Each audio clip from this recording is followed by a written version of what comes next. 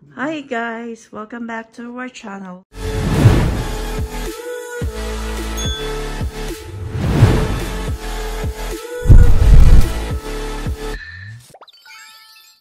So for today's video, magre-remove tayo ng yung microwave. Yung microwave natin kasi time to retire na. Okay pa naman siya, pero pero guys, ito yung problema. Kasi parang helicopter na ito, nilipad na yung bahay. Yan. Oh no! Narinig niya ba yan guys? Meron itong bearing yan. Yan. Yan yung sira niya. Ito yung Whirlpool, hindi sponsor, but ito yung model. Ang idea, kung mag-replace tayo nito, kaya sukatin. Yeah. Para mag-fit siya dito sa in between ng mga cabinets. Yung gilid na yan, dito, tsaka kabilang gilid. Kasi kung sobra, marami problema. Yeah. So, kailangan fit na fit siya. Yun, importante yun. Narinig niyo ba yan? Lilipad ng aeroplano. Kaya patayin ko na yung blower.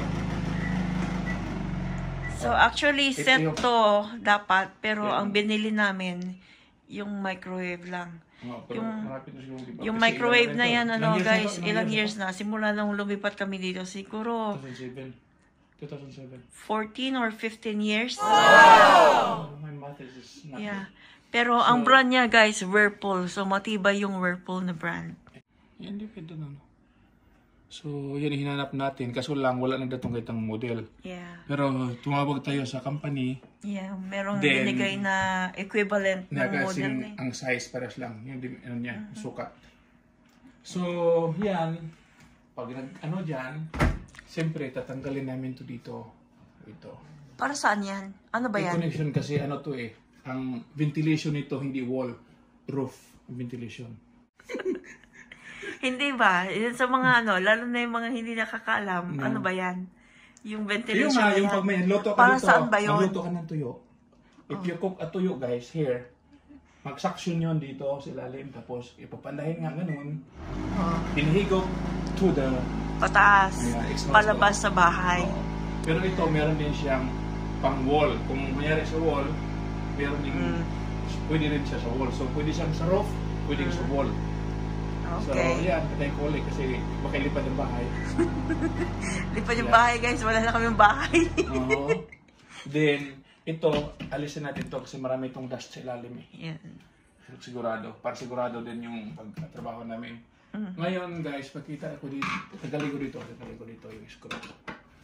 Ito yun. Di ba nag-ano tayo ng maintenance ito? Yung bumili tayo. Meron na kaming i-replace dito, mga friends. Pero, kuan lang. Mahal yung bayad Ano lang kami, do it yourself lang kami. Mahal yung bayad, Tapos kami rin ang magtatanggal ng 140 yata. Tapos, ang sabi, we have to remove the old one. Yung lahat. Tapos sila lang bagabit. So, parang easy job na yung ginagawa. Yeah. Sabi namin, mag-ano na lang kami, hire na lang kami ng ibang gagawa. So, ayan na yung isa na hire ko, guys. Pakita mo. Yan. Yan yung gagawa. Yan yun. Yan siya isang gagawa.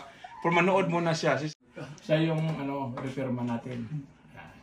Pakita lang natin yung sa loob para anong connection. Tingnan mo ito. Tanggal ko na yung 4 na screws. Tanggalin natin itong takip na to. Yan yun yung exhaust natin. Ayan yung papunta doon sa taas. Ngayon, ano pa tayo nito? Yan yun. Yan yung sa taas ng microwave yan. May tape siya. Tatanggalin ko yan dyan. Tanggalin namin yan. Para matanggal itong ito. Pero, siyempre, safety first.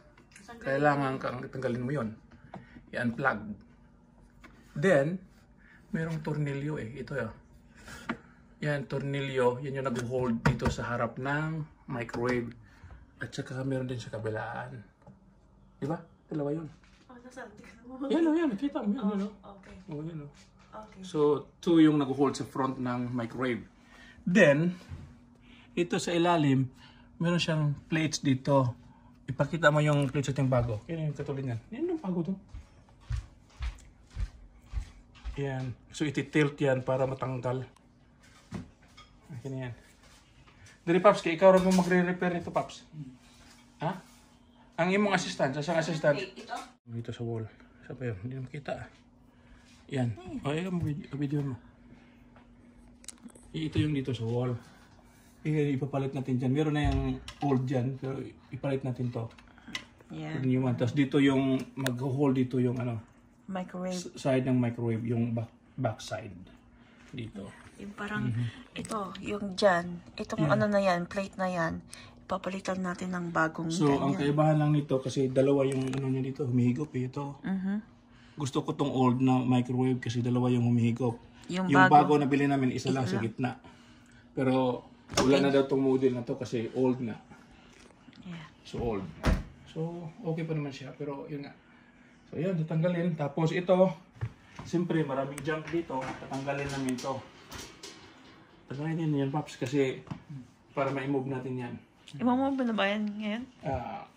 To be continued na lang kasi mabagal tayo. Ito yung isang, mamaya na siguro natin i-move. Uptick kayo guys, ang amukan guys, oh. Uptick ng among maintenance. Siya yung doing the hard work. Ito yung taga-mando. Ang assistant na doon. Saan yung assistant na doon? Andito yung assistant.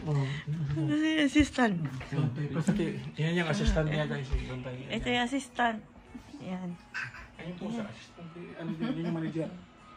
Yan yung assistant. Ayun yung manager na isa. Yung manager. Sumigaw na yung manager. Oo, ligon mo lang. Yan siya. Susi!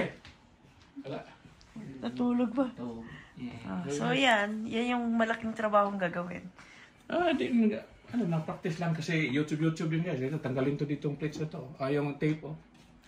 Okay. Hindi na siguro tanggalin yan. Dito lang baba. I don't know. Learn, tayo eh. Do it yourself kami guys. So, learn by YouTube din. Listen and learn. Learn and learn. Watch and learn. Watch and learn ba? Watch YouTube and then learn. Something like that. So, yan guys. So, abangan nyo yung replacement ng microwave dyan. Something like that. And then, I-video we rin will namin siya. also din yung kung paano ikabit. Install. Oh, yan. So, until next time, to be continued. Yeah, remove na natin yan. I-remove natin yung siguro.